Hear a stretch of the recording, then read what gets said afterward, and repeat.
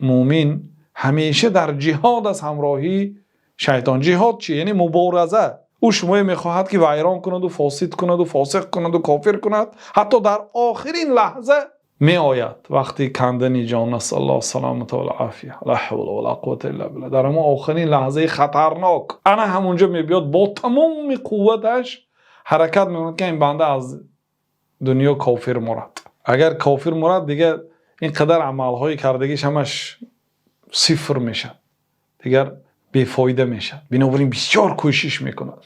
بنابراین بسیار بنده مومن از الله تعالی ثبات میپرسد. الله تعالی گفت که ها در همین حالت نمیلغزند. ان الذين آمنوا، آنهایی که ایمان آوردند، ثم استقاموا، ثانی مستقیم بر راه راست شدند، طبق شریعت عمل کردن، لا خوف علیهم ولا هم یحزنون، اینا در وقت مرگشان فرشته ها اومده اینهای بشارت میدن، خوش خبر میدن که از پیش نترسید، یعنی از قبر و از دهشت قیامت نترسید.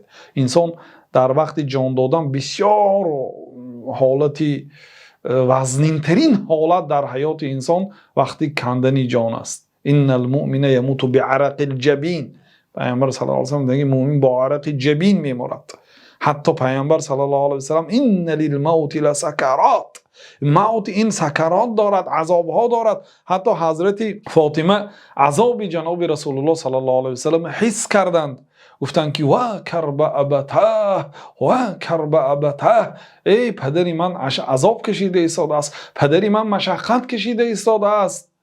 پیامبر صلی الله علیه و سلم نگفتند که پدرت عذاب نکشیده است، نگفتند، بلکه اقرار کردند، گفتند که لا کرب علی ابیک بعد اليوم، بعد امروز به پدرت دیگه کرب نیست. گفتند مشقت های دنیا بعد امروز به پایان میرسد برای پدرت، چون که وعده الله هست بهترین منزلت در آخرت از آن حضرت محمد علیه السلام هستند و پیامبر صلی الله علیه و سلم به این ایمان دارم. بنابراین میگه لا کرب علی ابیک بعد اليوم، بعد امروز به پدرت دیگه مشقت نیست. از همه لحظه وزنین لحظه کندن جان، سپاریدن جان است.